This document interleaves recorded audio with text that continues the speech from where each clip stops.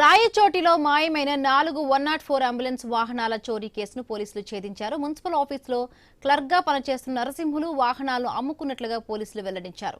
గత ఏడాది ఆగస్టులో డంపింగ్ యార్డుకు తరలించినట్టుగా గుర్తించారు. తన సన్నిహితులతో కలిసి ₹1,50,000 అమ్ముకున్నట్లుగా నిందితుడు అంగీకరించినట్టుగా పోలీసులు తెలిపారు. ఘటనపై నరసింహులతో పాటు మరొక ఇద్దరిపై కేసు నమోదు చేసినట్టు అర్బన్ సీఐ చలపతి వెల్లడించారు. 104 వెహికల్స్ ను ఏరియా హాస్పిటల్లో పార్క్ చేసి ఉంటే అవి అక్కడి నుంచి మన మున్సిపల్ డంప్ యార్డ్ షిఫ్ట్ చేశారు. ఆ డంప్ యార్డ్ నుంచి అవి అక్కడి నుంచి కనపడలేదు అని చెప్పేసి కేసు ఇవ్వడం జరిగింది.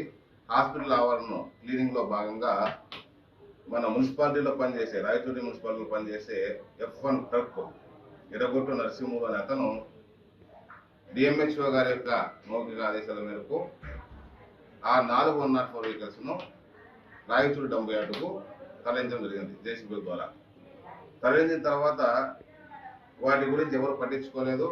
అక్కడ మన డంప్ యార్డుకు ఎలాంటి రక్షణ గొడవ లేకపోవడం వల్ల ఈ డంప్ యార్డ్ కావడం వల్ల కొంతమంది ఎవరైతే గుదిరి వాళ్ళు వచ్చేసి తీసుకొని పోతా ఉంటారు చిన్న చిన్న వస్తువులు.